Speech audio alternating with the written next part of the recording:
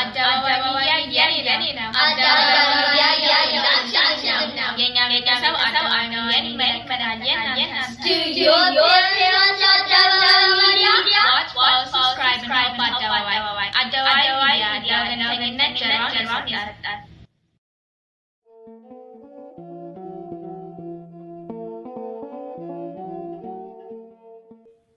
ሰው ሰራለው ብሎ እግዚአብሔርን ከተነሳ ማይሰራው ነገር የለምና ይሄንን ሰርተን እዚያ እኛ አይደለም የሰራነው ስራውን ያስጀመረን እግዚአብሔር ነው። አደባባይም ሰዎች ቢጀምር ነገ የብዙሃን ሆና በመላው ኢትዮጵያ ላሉ ኢትዮጵያውያን እንዲሁም ደግሞ ለኢትዮጵያ ኦርቶዶክስ ተዋሕዶ ቤተክርስቲያን ምዕመናን ድምጽ የሚሆን ሚዲያ ሙሉ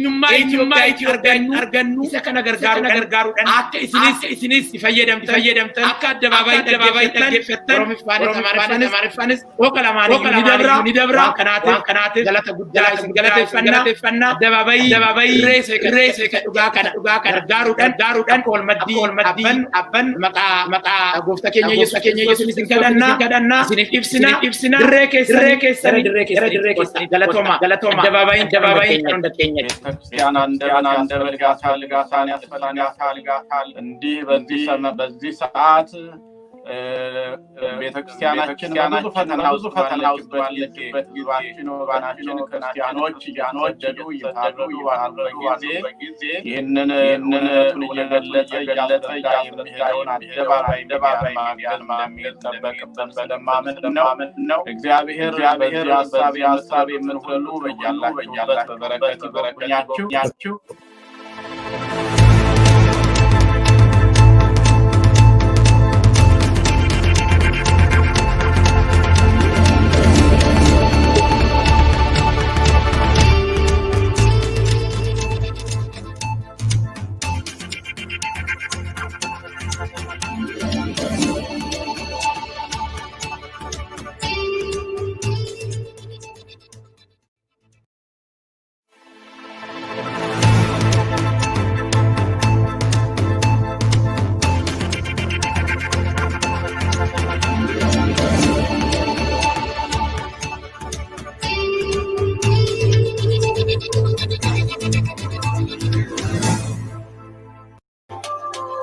አደባባይ ሚዲያ ለወገንተኝነት ጀርባውን የሰጠ ጊዜያዊ ጥቅምን አምቢኝ ብለው የዘመመን ሊያቀና እውነትና እውቀትን አስከትሎ ኢኮኖሚያዊና መንፈሳዊ መረጃዎችን እንካችሁ ይላል።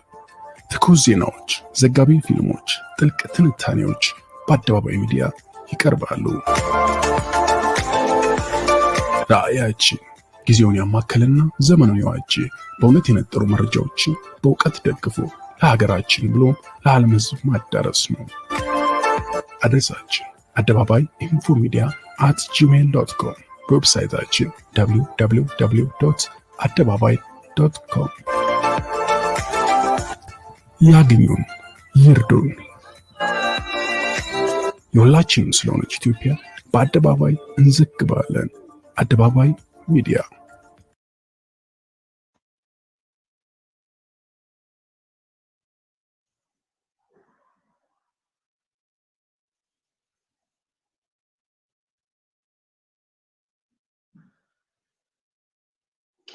Welcome everyone, and thank you for joining us from around the world. This is Adebabay Media's Viewer Digest program.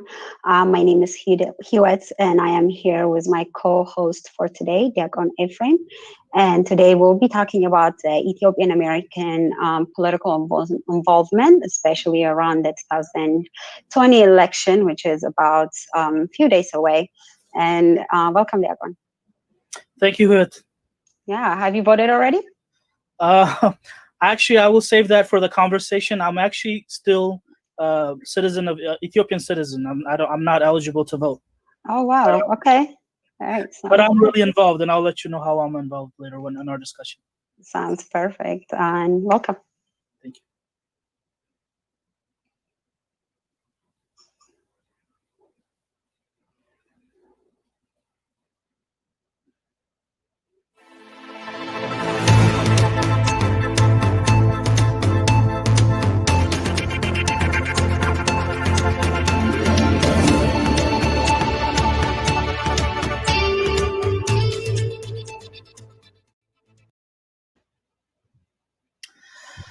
We are 11 days away from one of the most consequential elections of our time.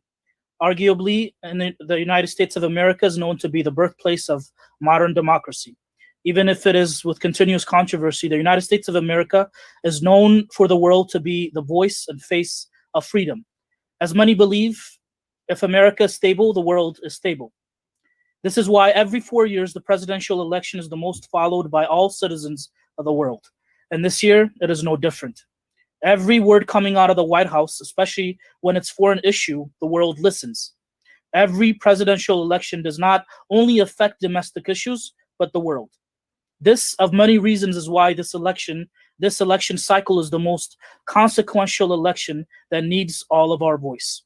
Today, along with my co-host, Hiwat Taddesa, and two great guests that we have, we will discuss the importance of Ethiopian Americans' involvement in the political process and debate a little on some current pressing issues. Today we have our sister Hermila Mesfin, who is the president of JP4 Ethiopia, that stands for Justice and Peace for Ethiopia organization. And we also have my brother Diakon Dawit Girma from Nashville, Tennessee. That is my brother that serves with me here in Nashville, Debre Qaraanio Madanaelam. Welcome, all of you. Thank you. It is nice to have all of you here. Let's start off with some questions for all of us to discuss. If maybe Diakon Dawit and Hermela and also Hiwat, you could also jump on this. How old were you when you started getting involved in governmental politics? And if you could also introduce yourselves a little bit. For example, Diakon Dawit, you were born here. So starting from that, how and when did you find yourself being involved in government politics, and government and politics in general? Okay, thank you, Diakon Ephraim. I was born here in America, so I've always been grown up. I've always grown up in the American political sphere. I remember back in middle school or elementary school, we followed the first. We followed the 2008 presidential election between with Obama, and I voted for him. Like, we had our small little voting contest, and I voted for him. And then I really started getting into it in 2018. So when I was about 16 years old. And ever since then, I've always kept a good eye in terms of the news and politics in general. What about Hermela? So I don't necessarily like to claim I'm in politics. I'm not. But I guess just the same way everybody else does, tend to follow up with like what goes on, who's now the new president, who's now the new leader. Just I think like the big change is kind of how I would say that's the only connection I would have with it. But I was also born here, but I grew up in Ethiopia, so I think I have like both insights, I would say. So yeah, I mean, as for the US politics, it's a pretty complicated matter. Interesting. Hiwat? For me, I think I'm on the same side as Hermela. I wouldn't necessarily call myself as involved, but I do keep track of the political situations. I do keep track of elections and the policies that the candidates would have. I do keep track of Supreme Court nominations. So in that sense of staying informed, I'm pretty active. But as far as being involved, making sure that people vote and helping register and all that aspect of it, I've never really participated in as well. Yeah, I might defer a little bit on this one. I do get involved a little bit. Like I told you, Hiwat, in the beginning, I didn't think you would ask me right there about it, but I am not a citizen. I grew up in the United States. I was 10 when I came. My entire family are citizens right now, but due to various reasons, which I hopefully, God willing, I will be in the future. I have never been a citizen of the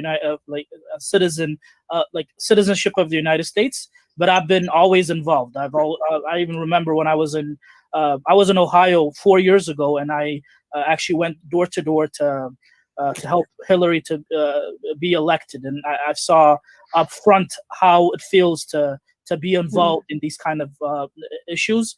And like you guys said, I do follow almost basically all news and issues that press not only back Ethiopia, but here in the United States as well. I feel like it's important, and I kind of like follow politics as a hobby as well. Sometimes I kind of found myself that way.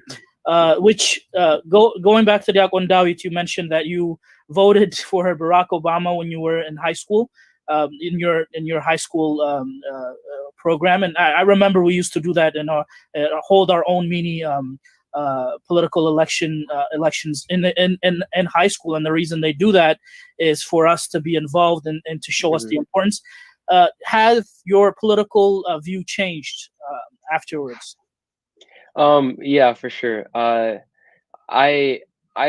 really credit the media, the American media. I kind of believe that it's pretty biased towards one political ideology towards against another. So back when I wasn't as politically involved, I just listened to the media, and I was like, okay, yeah, this person's racist. Oh yeah, this is what I need to believe. This is what I need to believe.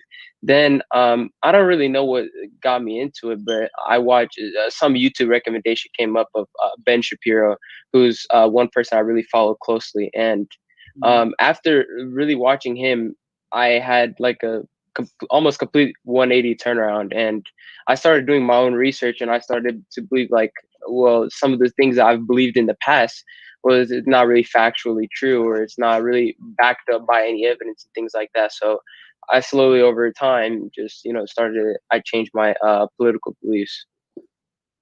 Ben Shapiro, I know him. Yeah. Hermila, you want to jump on this one?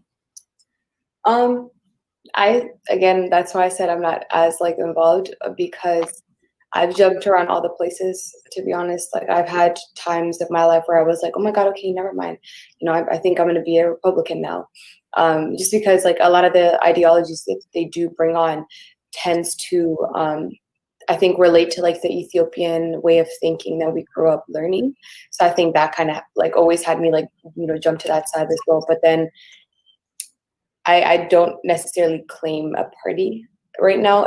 I'm I think like independent is what they would call it. So I think there's like good points in both sides, but also flaws in both as well. So I don't necessarily, I mean, again, I've jumped around multiple times, but I don't necessarily like have like a spot where I say like, oh, I've changed from this to this. Yeah. And both of your answers, it kind of shows that you're independent when it comes to deciding on which platform is best for you, because a lot of times we're not like that when it comes to politics. We tend to follow whatever our community believes in. So that's a great thing, and I adhere to that. And Hewitt, you could jump on this as well, but you guys kind of answered it. But since you're independent, and you're independently think for your own before you vote or before you decide to decide to vote or support a candidate, do you usually see the candidate themselves or vote in party lines? Because a lot of times, and even right now, I mean, this could be debatable. Candidates are very important, right? Like especially the character of a candidate. A lot of times, Americans would actually change their votes just because they don't like what the things that the candidate had said, but when it comes to their political views, they might be the same. So which way do you go usually? Do you vote according to the candidate themselves or party line? I guess I'll jump in first. This is my first election voting, actually. So, I haven't really had much experience in terms of voting, but if I were to continue voting, and if I were to assume that I was voting in the past, I would probably be voting along party lines, pretty much because the base ideology is almost always the same in terms of what the candidate believes in and what the party believes in terms of social economic issues. The base policies are the same, and usually it's some of the surface policies, or even some of the base policies might change. So usually I do tend to vote along party lines, but again, the candidate is super important as well. But I'm not going to say that I'm going to vote one party but not vote for that candidate because they're completely different than what I think. I usually just vote along party lines. And Hermela, while you answer this, you mentioned that you've lived almost half of your age in Ethiopia, and I believe you came in America around 2014. If you could also tell us a little bit, when you were back home, do you guys talk about, I understand with African politics, we're not there when it comes to voting every 4 years or 5 years correctly, and that could be something that's arguable, but do you guys talk about American politics, or are you aware of what's going on while you were in Ethiopia? And if you could tell us, once you came here, do you vote according to party line like Diakon Dawit, or you see the candidate? So I think I'll go ahead and start off with your most recent question. So again, yeah, I did grow up in Ethiopia, and growing up there, of course, Ethiopian politics, African politics is inevitable. You're going to hear it whether you like it or not. It's just a conversation in the household. As for the US, though, yes, my family did listen to that. Like I mentioned, I was born in the US, and that's something that does concern me as a citizen, where it's every change that is made, or every decision that is made, every president or leader that comes into office does have the ability to affect me, and and then on that end. So we definitely did talk about what's going on right now, who's getting into office, and this and that, and kind of, I guess, the general facts of what we see, like he said, on the news as well. As for what was the second question? Apologies. Do you vote according to party lines, or do you change your idea if you don't like the candidate? So as for that, again, that's why I say it's very rocky. In the position I'm at right now, I'm just very confused. But tell me about it. I'm saying.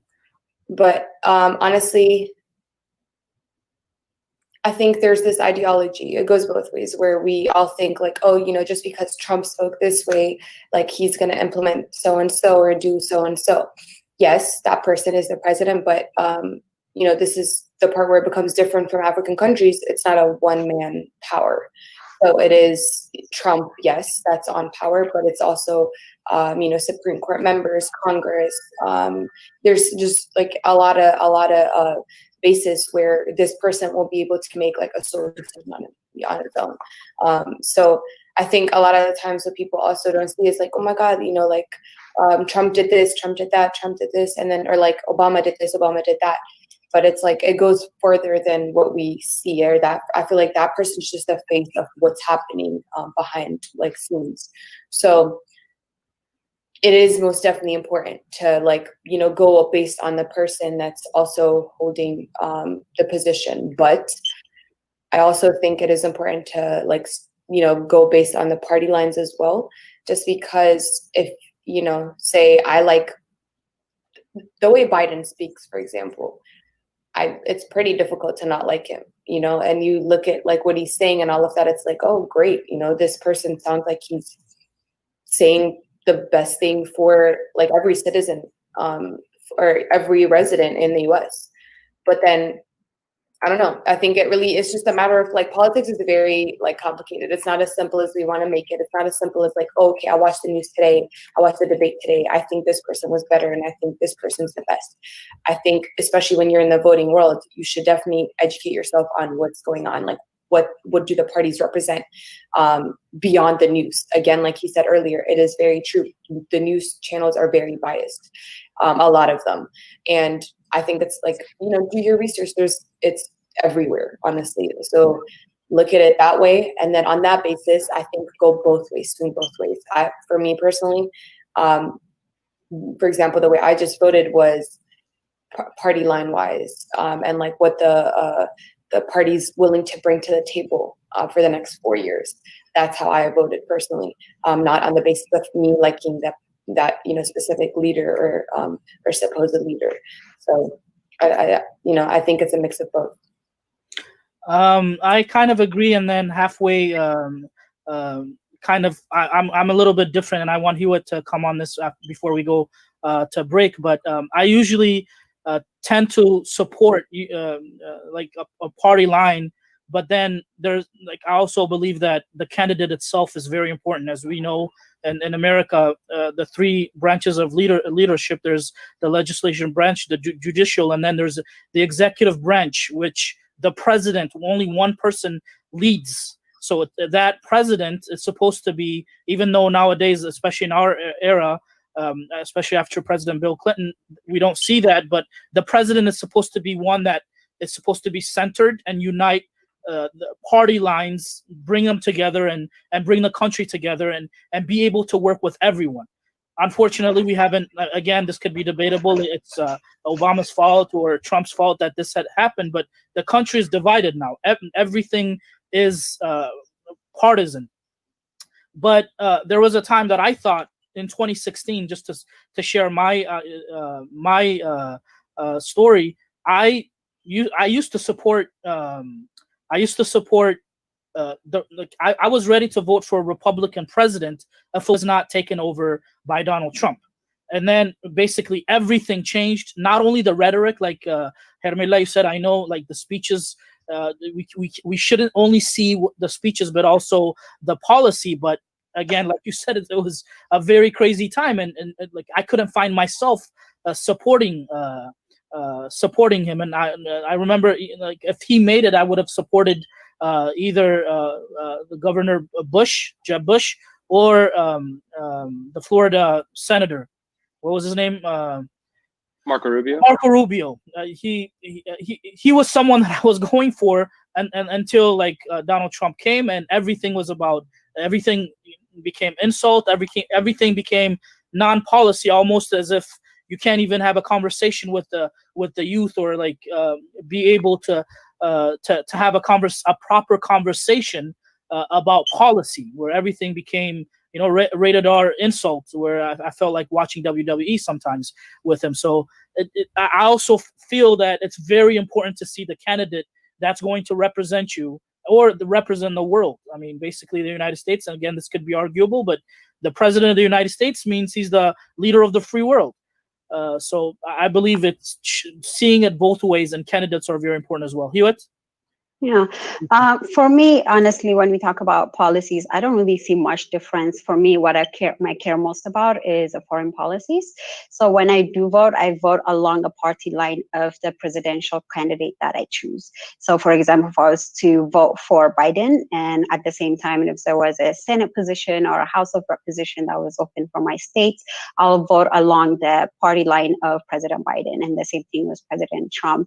I do that because once I agree, or I want to support the president, I also want to support the platform in which the proposals that he puts forward in. And having to mix between the different candidates once I already made up the president, like my vote for the president, it makes it really tricky once they get there, because there's a lot of deadlocks that we see.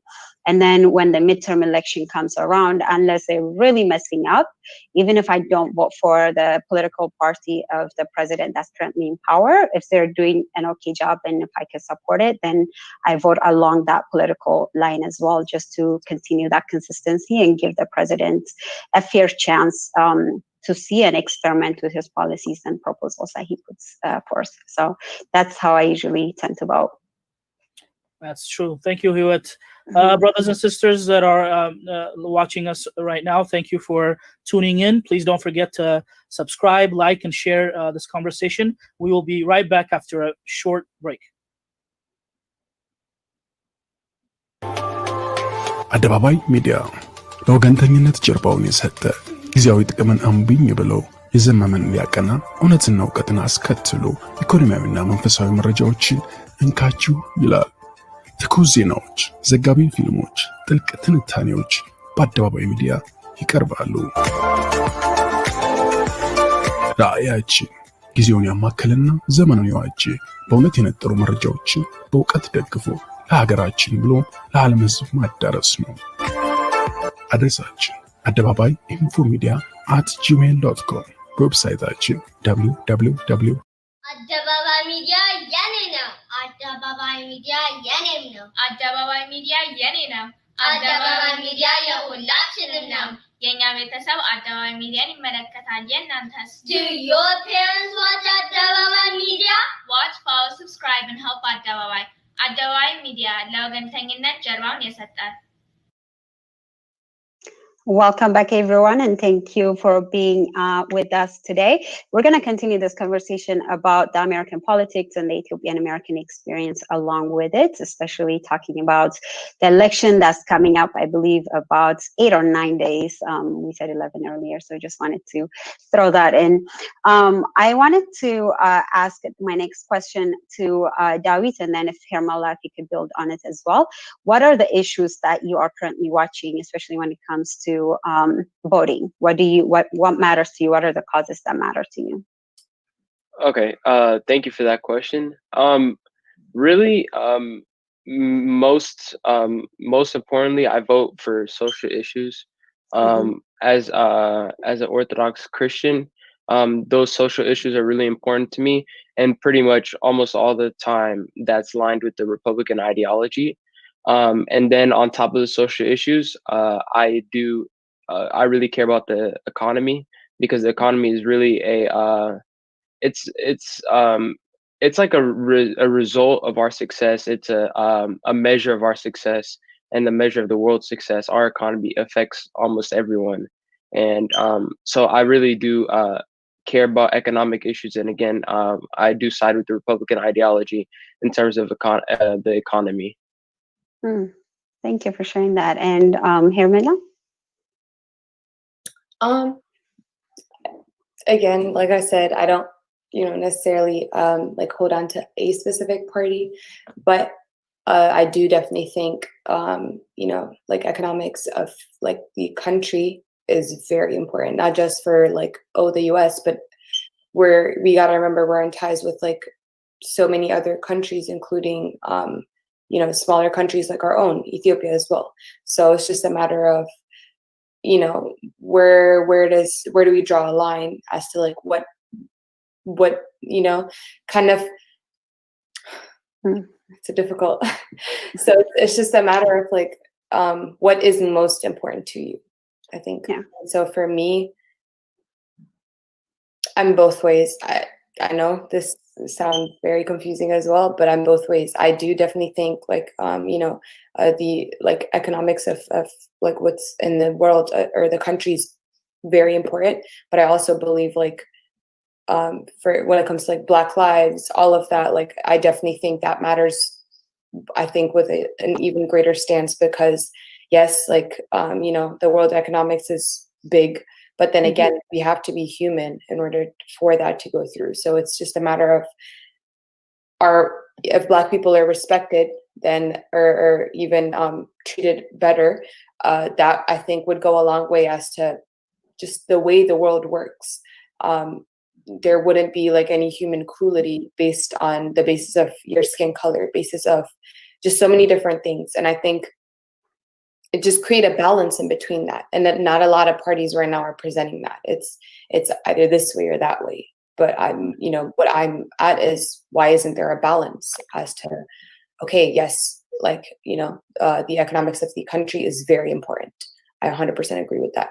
But then also lives and all these different racist acts and all these different things matter just as much or even greater. So it's just a matter of creating a balance, and it's really terrible to say we're not seeing much of that right now, is the way I'm looking at it. Yeah, that's interesting. Darondo, if I could follow with what you said, you say you tend to vote along the like leaning towards the Republican line, especially in relation to your social ideologies and being Orthodox. How did those two relate for you? Number one, I think the abortion issue specifically, the abortion issue is the most important social issue, and that really does align with the Orthodox ideology and just a Christian ideology as a whole. And if I can go further, I'd say that it really is like biologically, it's supported, and the anti-abortion movement is supported by biology and our natural law. Another social issue I really do support, that's not really as connected that's not really connected to Orthodox ideology, is the immigration issue. I really do think immigration is important, because our country is built on immigrants. The first settlers were immigrants. America becomes better through immigrants. But I feel like when you immigrate to this country, you have to follow the system to do that. Okay.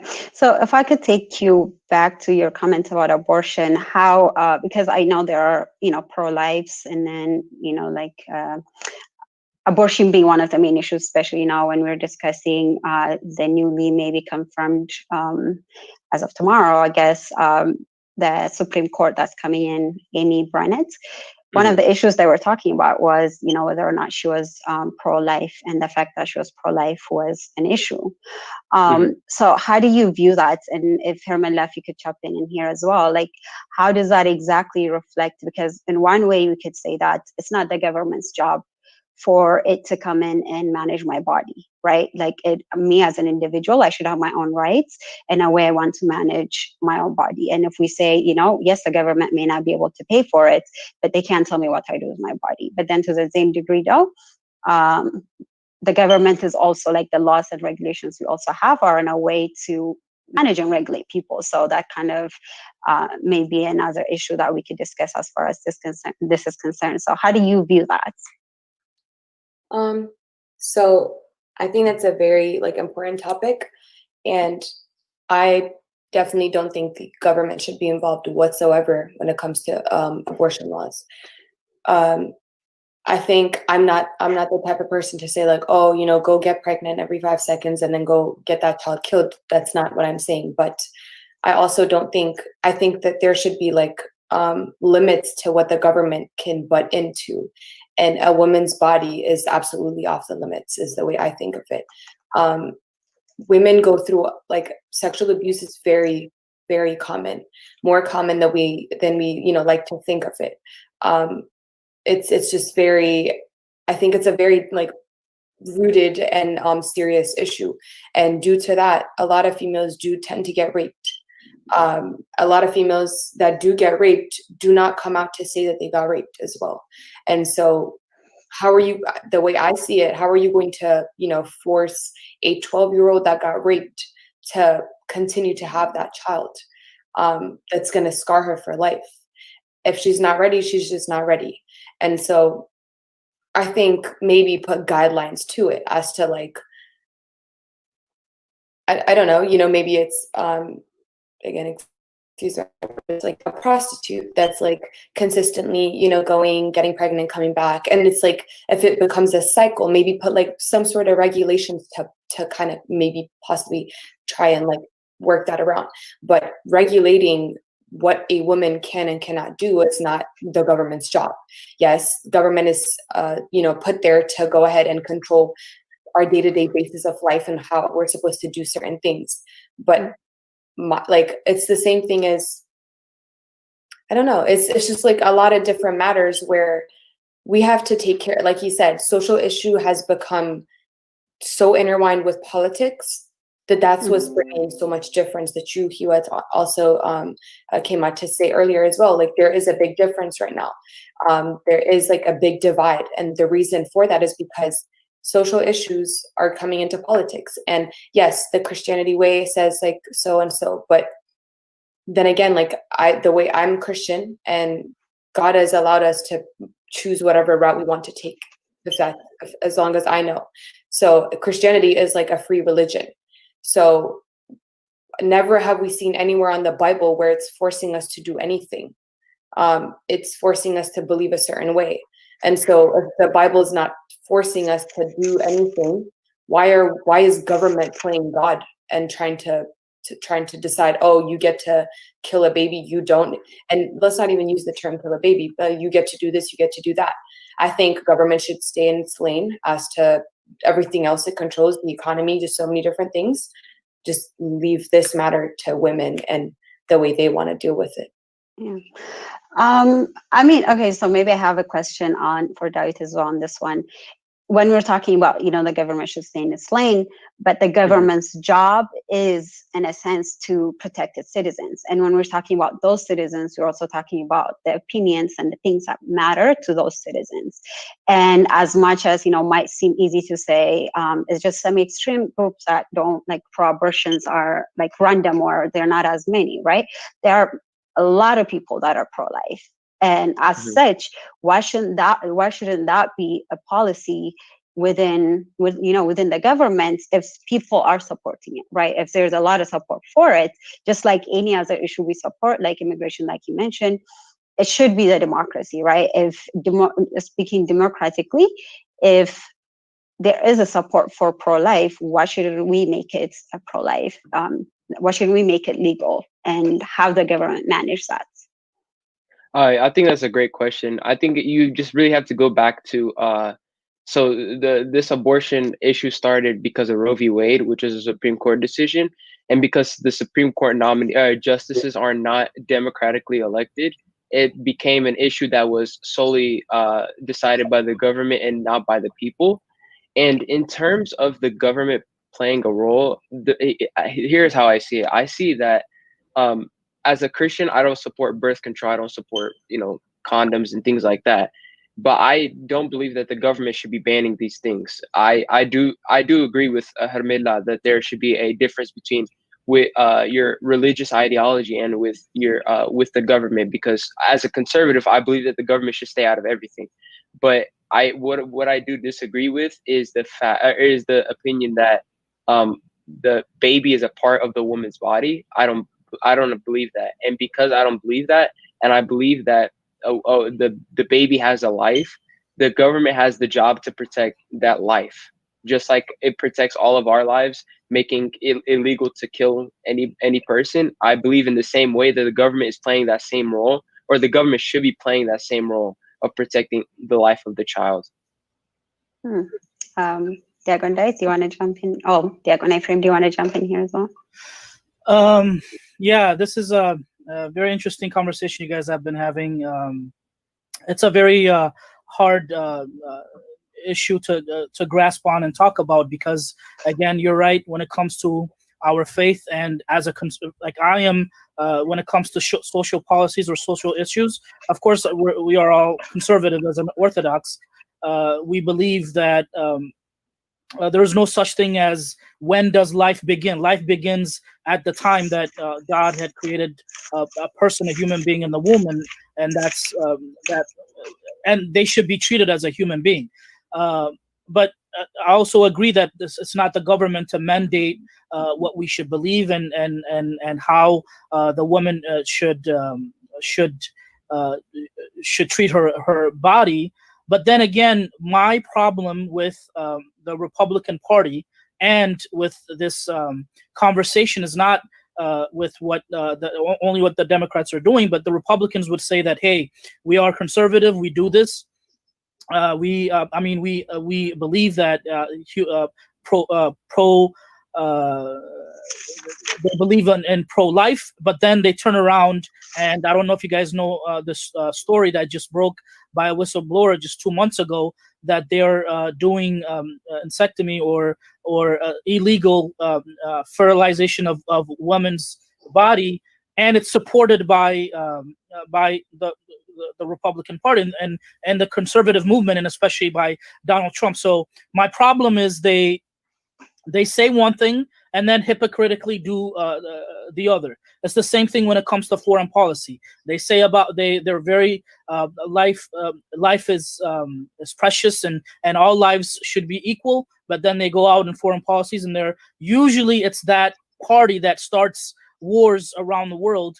And a lot of the wars that broke from the United States around the world had come from this right-leaning or conservative party in most history, and especially right now. So this is where, again, the only thing I agree with you guys and what Hermela said, there's not really a rightful representation, especially to our voice when it comes to, hey, I'm conservative and all lives should matter, or all lives is equal when they are created by God, but then when they turn around and say that, hey, immigrants don't matter, or like what's going on with Black Lives Matter, and how they're actually enticing and even almost supporting everything that is against equality, that's hypocrisy, and I cannot in my life support that. And when it comes to, again, back to, hey, maybe that's not the party's line, that's just a character, that's just only Donald Trump.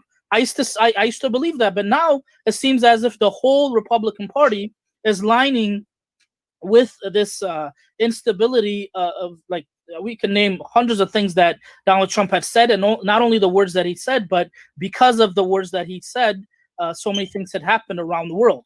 So, and I can't find it in my fire, like I can't find it in me to support that hypocrisy. Well, I think to speak to that in a sense of, even though we may not agree with everything that, one party does or doesn't do, I think there's a lot of people in our community that do align completely with the Republican Party or completely with the Democratic Party. So it might be kind of tricky to make a statement of, we don't have someone that represents us. But speaking to, whether or not pro-life and or the other, whatever the opposite or the form of it might be, if we just look at it to what it is, really, when I look at it politically, right, it may be a religious thing, but it might have a lot to do with the ability to control a woman's body. And to what David has said, I think even though, what you said about, that the baby is not part of me, it's not necessarily mine, but the thing is, if it's in me, it can't survive outside of me for as long as it lives, right, for the longest time. So that argument doesn't necessarily stand for me as far as I see it, because that's part of my body, that's, I feed it, I sustain it, right? As far as I'm the person sustaining it, and it can't sustain outside of my body until it's, big enough, like I said, that might be a tricky statement to make. So I find that, I don't know if you have a response to that, or if Hermila, if you want to jump in as well. Can I jump on this formally for you, just to reiterate what I said, just to correct? It's not, I didn't say, I'm not saying in general all Ethiopians should have a representative, or we're looking for a representative, but I was speaking in terms of what David said as a Christian. Mostly, in general, we recognize ourselves, and I'm not saying everyone is Christian or that everyone is Muslim, but we could say 99.9% of Ethiopians are either Muslim, or Christianity and Muslim is the biggest religion, and both of them are socially conservative when it comes to the social issues that we talk here. So in terms of that, there's not really a party that aligns with our belief, with the majority of Ethiopians' belief. That's what I meant about when I mentioned that. But go ahead. Yeah, thanks for clarifying. And so, as for what you said, Hewitt, about government, if the majority of people want this, why not go for that? This isn't a matter of like, oh, who do I want in office? Or this isn't a matter of what color should I paint my bedroom? This is somebody's life we're talking about. Somebody else has no right to decide that over the way I think. Just because out of 100 people, 70 people decide to support that, they have no right over deciding what happens to the rest 30 that don't support that. I just don't understand why it has to become a matter of like, oh, the government is regulating what you do or what you don't do. Why doesn't your moral deal with that? If you're a woman that goes out to, do whatever she does, comes back, gets abortions multiple times, let you and your moral deal with that. And I don't support that, again. But at the end of the day, it's a matter of there is no line drawn. I've seen multiple times where Republican politicians come out to speak on this matter, and they really don't care at all what the condition is. What the condition of again, like I said earlier, what the condition of that 12-year-old that got raped is, what the condition of all these different matters are. So don't butt into something that, again, why does it affect you is my question. They're trying to, again, this goes deeper. They're trying to decrease population, like the world population in so many ways already. So why is it bothering you so much that you have to go try and decide it for some other person? It's just a matter of, and if you think religiously, butt out of it, because religion never tells you to go and force other people to believe the way you think.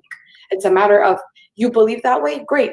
Get you, your wife, your family, your mother, your sister to think that certain way.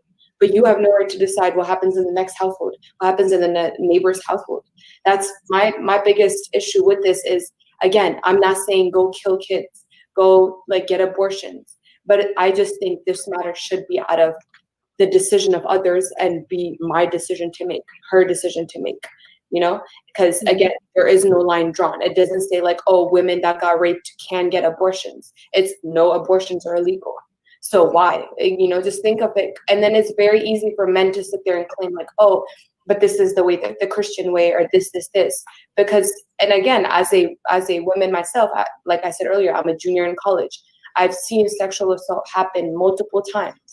And so nobody can tell me like, oh, again, I walked in with the same conservative mindset thinking like, oh, freshman year, I was thinking, why are we killing, you know, kids still in the womb that's still alive?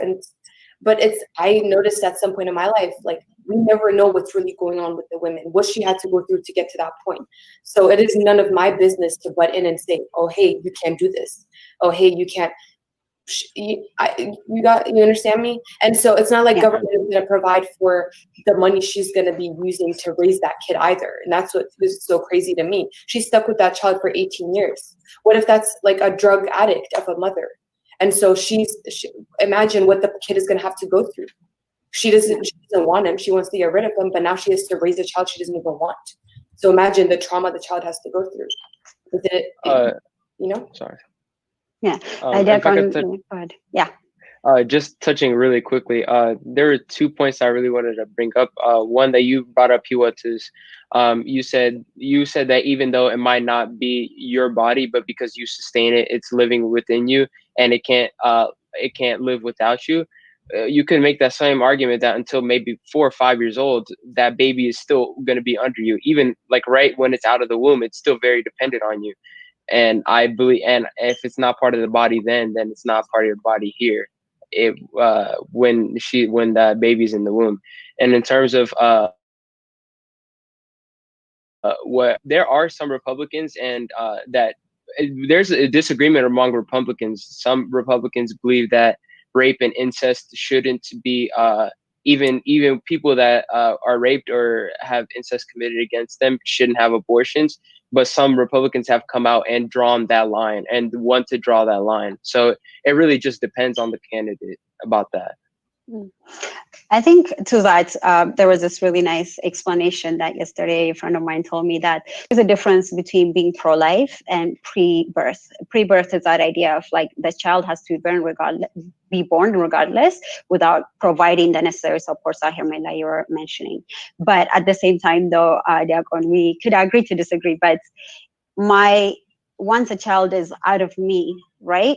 The government could take care of it. My family could take care of it. My relatives could take care of it. But as long as it's inside of me and it could leave my body, it's my responsibility. I'm the only one sustaining it. You know what I mean? Like when you look at it, like if it's like a married couple, once a baby is out and is born, the father could take care of it. Whereas when it's still in my body, it's part of my body. I'm the one that feels it every day. I'm the one that sustains it. So that's where I was going with that. But okay. We'll continue this conversation. We'll take a quick break. And I want to remind everyone, please go ahead and share this conversation, like it, and subscribe if you haven't already. And we'll be right back. Adebabay Media Yanina. Adebabay Media Yanina. Adebabay Media Yanina. Adebabay Media የሁላችንም ነው። የኛ ቤተሰብ አደባባይ ሚዲያን ይመለከታል። የእናንተስ? Do your parents watch Adebabay Media? Watch, follow, subscribe and help Adebabay. Adebabay Media ለወገንተኝነት ጀርባውን የሰጠ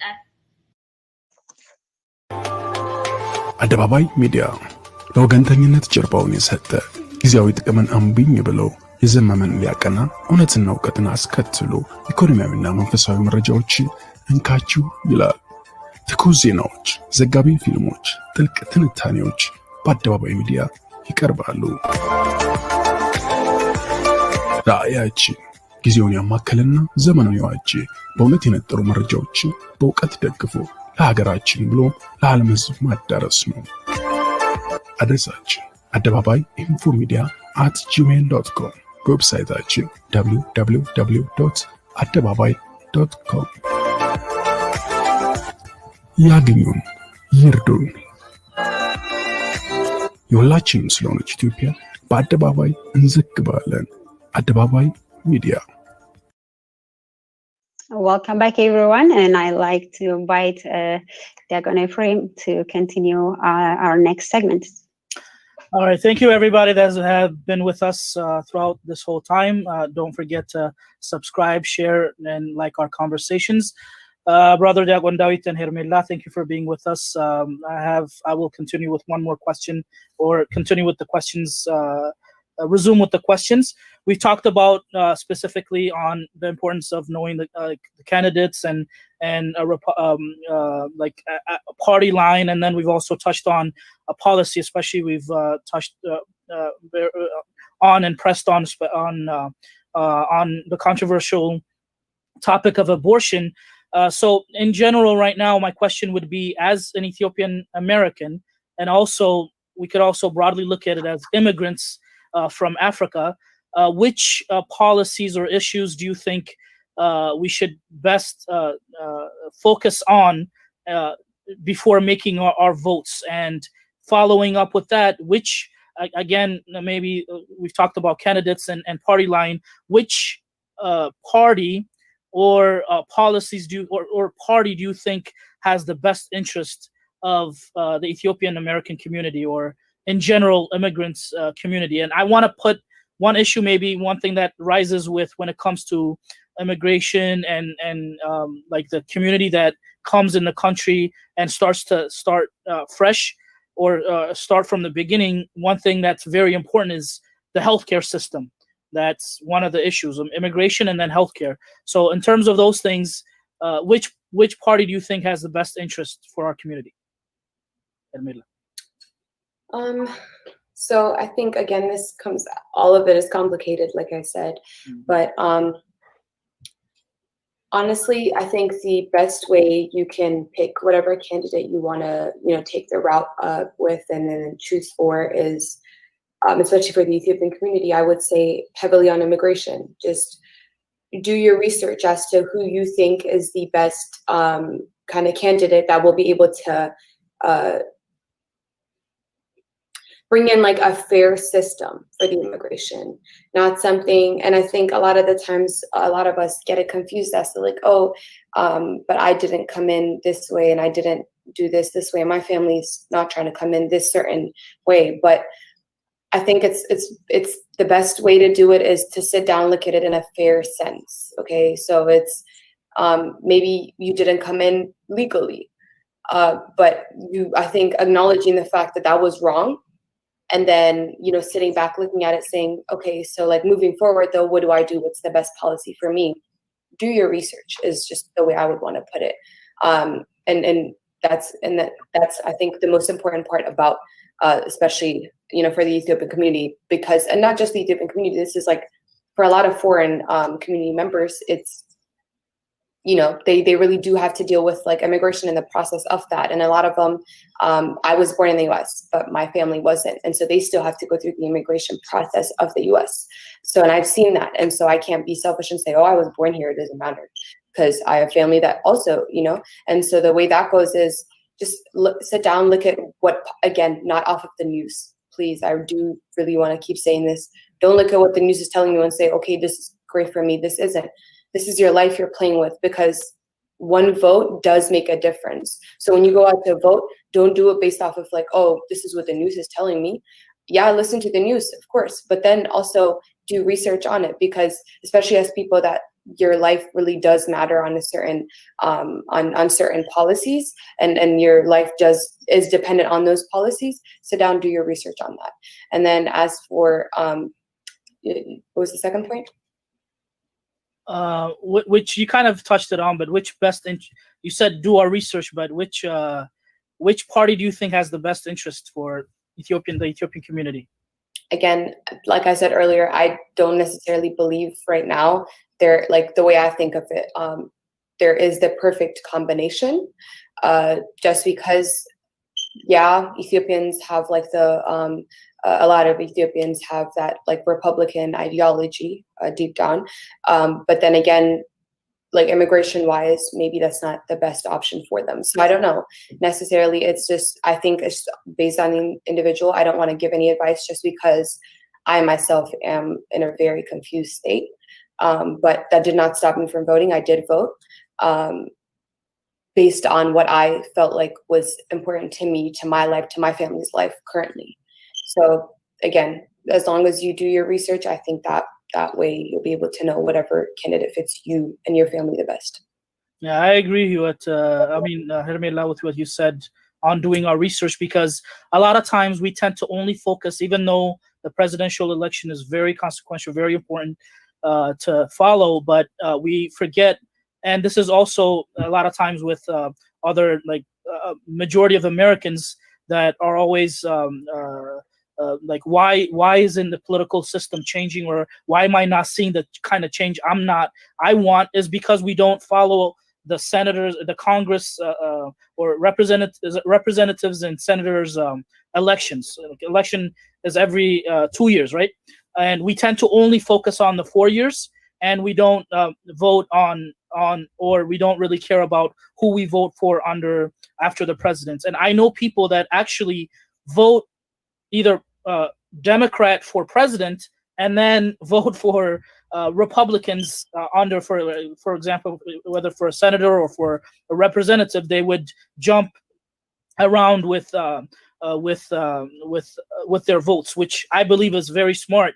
Like you said, it's those people that do that is because they've studied and know their research or know their information, because you can't make change by just the president himself will not make the changes that we want, which I want to bring. Like I said, I still have a green card, but there are states in the United States that allow, you have to have a citizenship to vote for president, but to vote down the line for either representatives or senators, you could vote, but it depends on the state's policy, might be different, but I could vote on those. So it's very important to also, we could only know that when we do our research. What do you think?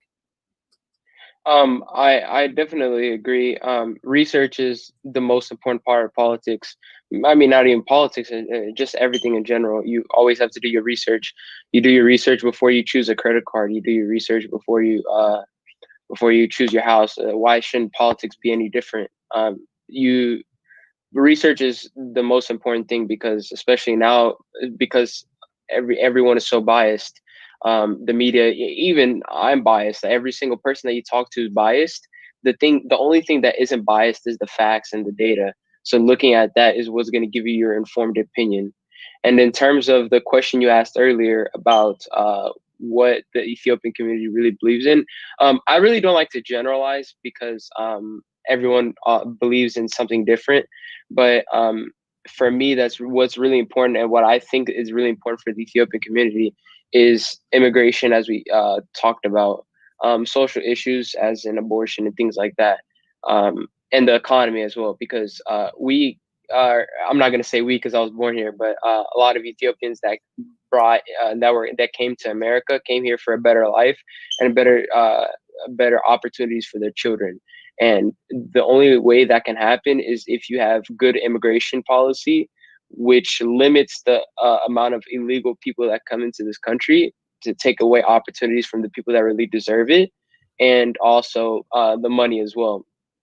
So less taxes and things like that, and it becomes less burdensome for people to stand on their own, which is one thing I really do like about the Ethiopian community. We don't like to depend on the government to hold on. We don't like to depend on the government to live.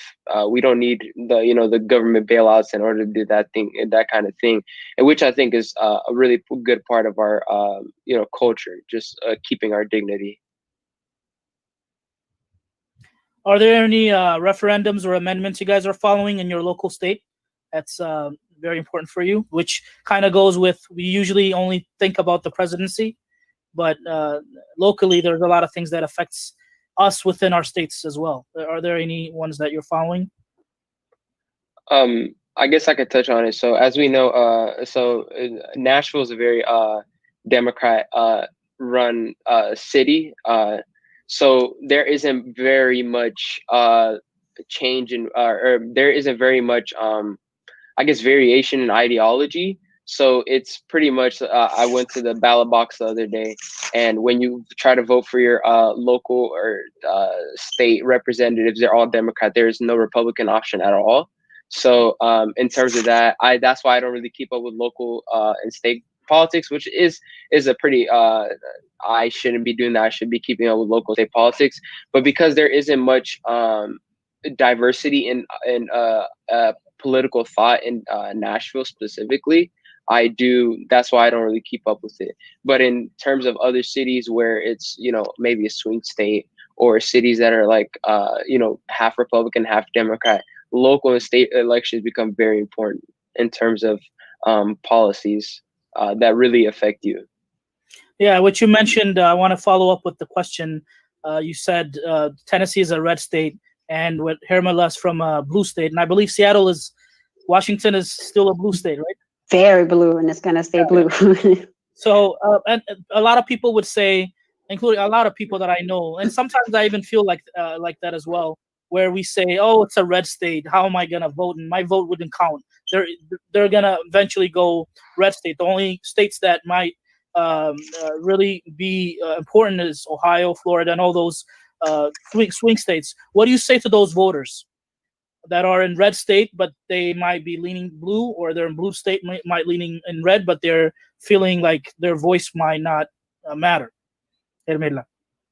I think that's an incorrect way of thinking, because every vote literally matters. Like, I can't stress this enough. It's every single vote matters. If we saw, like, with coming back to our country with the whole like Quiero matter, we've seen, what was going on.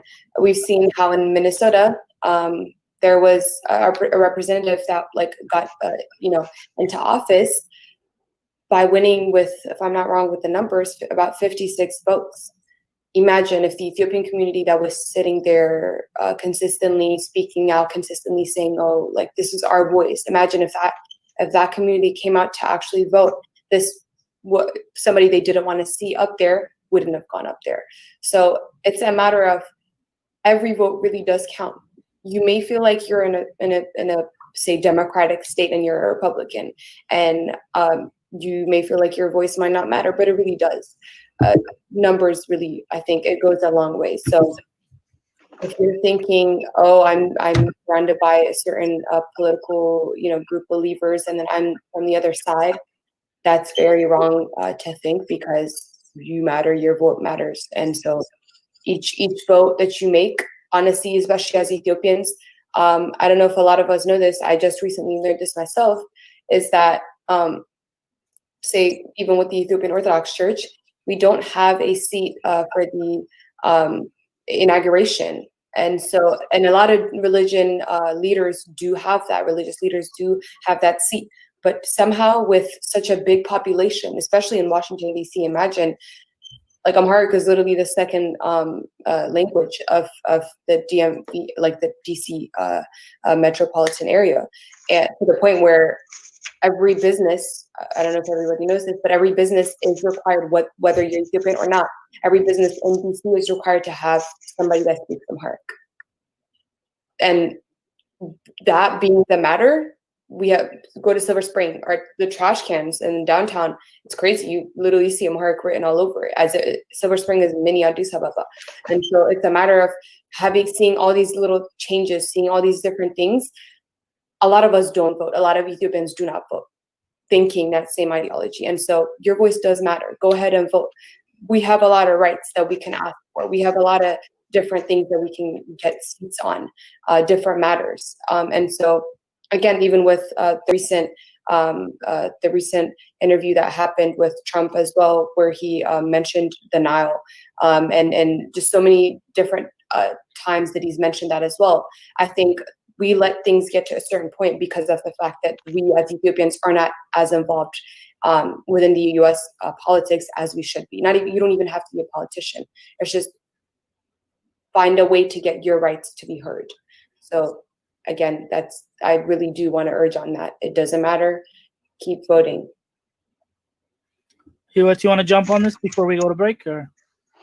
No, I think I really do really reiterate what she said. It's not necessarily you might live, for example, I live in Washington, and I know that whether or not I voted for whoever when it comes to presidential election, technically it may not matter, but I still do it because the idea is that I can't complain about unfair elections back in Ethiopia when I have a fair election here and now vote. I can complain about things not going well in Ethiopia, and then here everything else that I could vote for, everything else that I could put my 2 cents in is available to me, and I'm not doing that. So for me, it's just also a matter of like hypocrisy. If I'm not voting here when I have the right to, if I'm not having my voice heard when I have the ability to, and people are willing to hear me, how can I then complain about, oh, my voice is not heard in Ethiopia, especially for those of us that are citizen and can't do anything as far as like voting in Ethiopia. This is a way for us to really show that to the U.S. government, to our state locals, that there are Ethiopian Americans, and we do have causes that we need to start lobbying and say these are the things that we care about, and make sure that they know of our agendas. And if we don't do that, that's not going to happen. If we don't vote, that's meaning. So that's what I have. Thank you, Hewitt, and thank you, everybody that are following this. We still have a little portion left. Before we go to break, we would like to remind you to keep sharing and subscribing and supporting Adebabay. As you know, as we always mention, an Ethiopian proverb says, "It is better to light a candle than to curse on the dark." And Adebabay Media has been working day and night, as you know, with various Ethiopian languages and even including English in this program to bring the issues that are very important to you at home. And our goal is not only to stay on Facebook and YouTube, and we have a goal in future with all Adebabay Media to one day be part of the satellite family, where we could come to your homes and we could discuss on all the pressing issues that matters to all Ethiopians, and basically Ethiopian Americans and Ethiopians around the world. And we will need everyone to be part of this journey together to light that candle. So please keep subscribing. Those subscriptions that you do, the likes that you give us, the shares are very important. Don't think that the likes are just would stay on.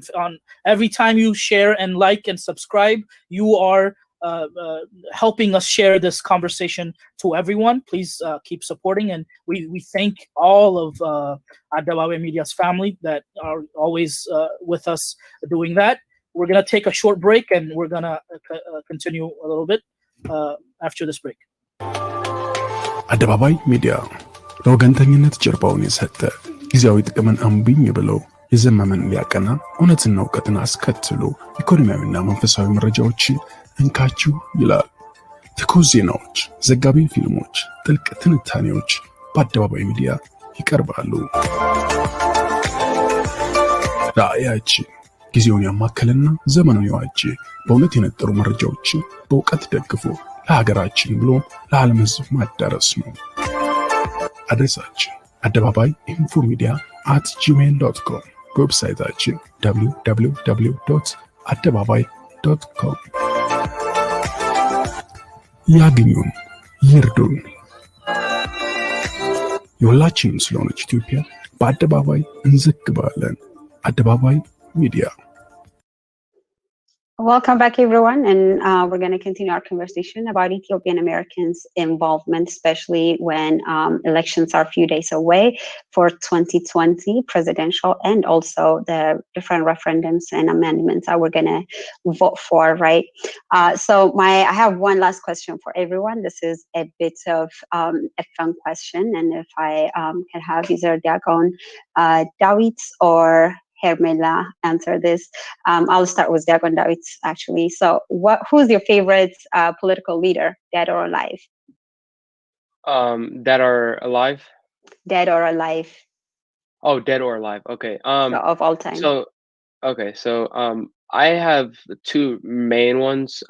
Abraham Lincoln, he was the founder of the Republican Party, and with his ideology against slavery and things like that, that's what really started our that's why we're able to come here to this country and thrive and survive and everything like that. So he was the first one to do that. And also Ronald Reagan, I think he was one of the best Republicans of all time. He was very good in terms of the economy. We had the lowest unemployment rate under him ever. The war on drugs, I really don't agree with drug use at all, and I feel like his war on drugs really touched with me. And he strengthened the military, which is important because we were in the Cold War at the time, and he did help to end the Cold War as well, which is why I think he really embraced the isolationism ideology of the Republican Party that now has been kind of lost, which should be found again. I feel like we should be staying out of other countries and things like that. So I'd say mostly Ronald Reagan is my favorite political leader. Fair Republican list, by the way. Yeah. Yes. Hermela, do you have a favorite political leaders? So I wouldn't necessarily say I have a favorite, but I think staying out of the politics, really, I'm going to have to go ahead and say I think I really like Kennedy, just because that's on, a lot of the times we see white leaders come on and say, oh, I care about the Black lives, da, da, da, da, so on and so forth. But then I think that's the one person that I've personally seen actually die for it, to the literal sense. And at a time where it was so difficult to stand with Black people, with the Black community, I think that's somebody I admire, just because of the fact that he went out of that, was willing, knowing that he would get killed. Like there's a big possibility, people would come out to try and assassinate him, knowing that was the matter, and knowing he had a lot of people against what he thought and what he supported, still going out there and standing for human rights as a whole, and disregarding the color that was so strongly, creating a big division within the world. I think that he definitely made a big change, and I think he's a very exemplary president for that, because again, yeah, we can talk, this person grew the economy, and that's amazing. Again, like I said, I believe in like strong economies, but for me, I think he did something groundbreaking by standing up and supporting the African American community. That really not only led to African Americans, getting a voice in the U.S., but also all throughout the world, Europe, wherever you go. Honestly, I think African Americans got a voice after that 1960s period. So I would definitely have to say, as non-politically kind of seeing it on the more social aspects, I think. Yep. Okay. And Diakon Ephraim, do you have a favorite political leader? Yeah, I'll mention three. Oh wow! They're all in their own ways, but I would first have to say King Menelik II, and even though I'm still learning Ethiopian history, and I need to be better on it. Pretty much, I also agree with Diakon Dawit. I would say Abraham was like the Menelik of the United States, and a lot of times when I study or read about their story, there's a lot of resemblance with what these two leaders are, leaders that made their country first before their own political life, and basically giving their lives to their country. Where if it wasn't for Menelik, we wouldn't have the Ethiopia that we know now, right? If it wasn't for Menelik's of uniting Ethiopia first, when Italy came, if Ethiopia wasn't united, they would have easily conquered the whole Ethiopian and the whole Eritrea and all that region, because we were all divided ethnically and with judges. So what Menelik did is basically what the Ethiopia that we know today exists because of this great leader that was visionary and like beyond his time. The second leader I've already mentioned, Abraham Lincoln.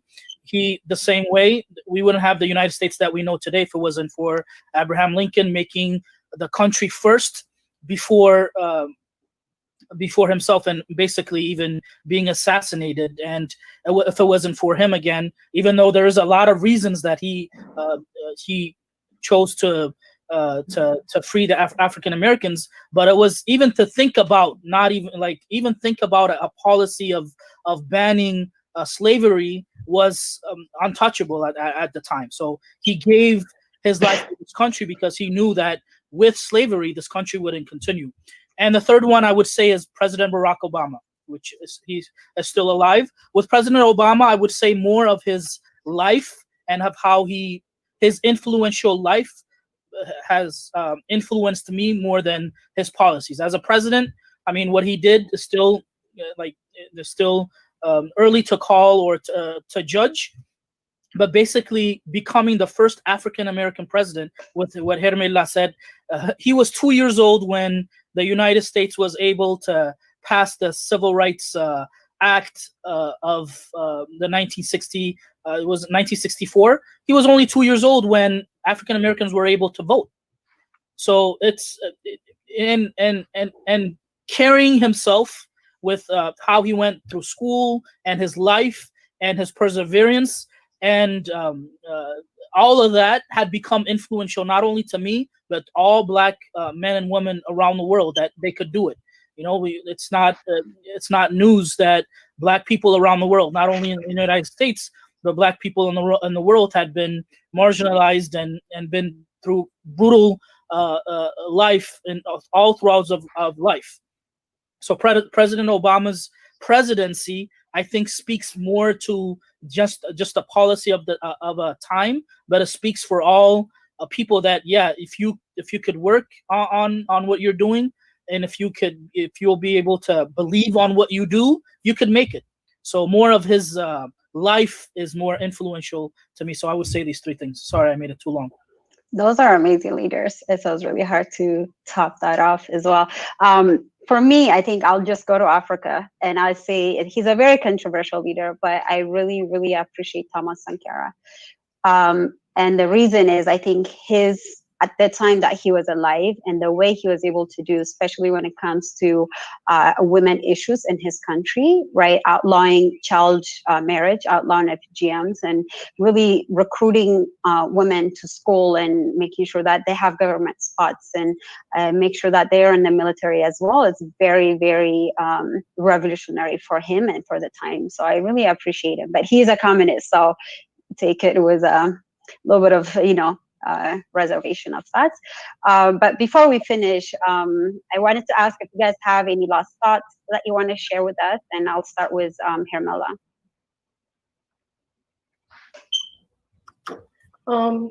So I guess as last thoughts, I think we've established the fact that almost all of us have like pretty different grounds on where we stand. But again, I think this just shows us how, we're really diverse here in the US. So it doesn't matter what you think, what you believe in, you're going to have a spot somewhere. Go ahead, vote. Because again, like I said earlier, I really can't stress this enough. It definitely makes a big difference. And especially for us as Ethiopians, we want our voice heard, on many matters. And I think the beginning to that is through us voting, because we can't expect, whether it's the US, whether it's other Western countries or leaders to come in and butt in on, or come in and help us out and aid us if we're not putting in our say or 2 cents in some way. So again, I think voting is very essential. So everybody needs to definitely do that. And then it doesn't matter what you think or what you believe in. Again, there's always a spot somewhere. And then if not, create one. Just, it doesn't like, don't always sit, like I'm the biggest believer in, don't sit around thinking like, I can't do this, I can't do that, or like this person's not listening to me. Go out and create your own party. It's a free world. Honestly, this is, I guess, the best part, I would say. And so go out, create your own change of a sort that you would want to see. Don't always be dependent on like, what he can do, what he can go out and change. And again, stop spending so much time listening to just the media. I've seen multiple times in various different matters, even Ethiopian politics, what's going on in Ethiopia currently. The reason for so much fuel and the reason of so much violence going on is because of media. The false media is spreading false information. And then certain media is saying this is right, this isn't, this person, this person that. And so it shouldn't just, we're human beings. I think we have like common sense.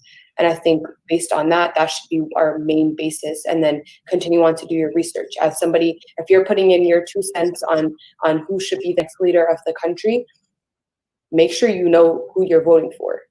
Just because that person in power or that party in power is definitely going to, like, in one way or another, affect the way you live your life. Whether you think it's, and through minimum wage, economy-wise, through so many different things, jobs, just climate change, just so many things that you would want to think of, whether it's abortion, whether it's whatever. Do something that you think will be able to come back to reward you, even though it might not seem like it now. It's minimum wage affects us all, whether we like it or not. Whether you're a doctor, whether you're something else, at the end of the day, it really does affect like the way we live. So I don't want to drag it any longer. Just again, vote, and that's, I think, hopefully the conclusion we got from this whole conversation. Absolutely, thank you. Diagon Dart? Yeah, I'll just make it quick. Voting is so important. You want to make your voice heard. You can't complain about a government that you didn't try to change. So as Hewitt said, so I think voting is very important. But before you vote, you need to do your research. You need to research both candidates or whatever referendum or whatever amendment you're voting for. You need to really do research about it and not take one person's opinion over another. If anything, if you're going to listen to media, listen to both sides and then try to adjust it for yourself. And as a Christian, I say above the rule of law, just follow the rule of God, and that's it. I love that. Thank you so much, both of you, for coming here and sharing your experiences with us and talking to us about voting. We really appreciate that you've been here. To the same, I want to also thank everyone that's been watching us so far, and just want to remind everyone, if you haven't voted, please make a plan to vote. Know what your plan to vote is and make sure that it does happen. If you're sending in your ballots, make sure that it's postmarked before the 3rd of November, so it's actually counted. And we only have a few days, so just get it done and be done with it, and make sure you follow up and see that it's counted as well, just to make sure it didn't get lost anywhere, right? And I just want to also borrow a quote and say, eternal vigilance is a price of liberty. Make sure that we continue to vote. By the end of the day, the only thing that matters right now in this election is not whether you voted for Trump or you voted for Biden. It's the fact that you voted. And make sure that, like our guest said, do your research, know what you believe in, know what your stance is, know what matters to you, and vote.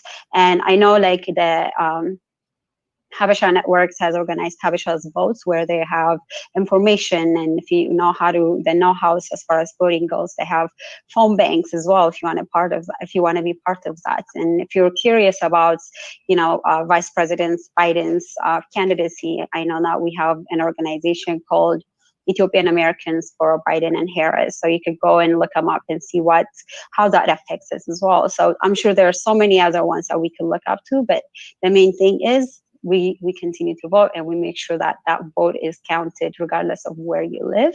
And we really appreciate you spending your Sunday with us, and thank you for being here, and have a wonderful day. Thank you. Thank you.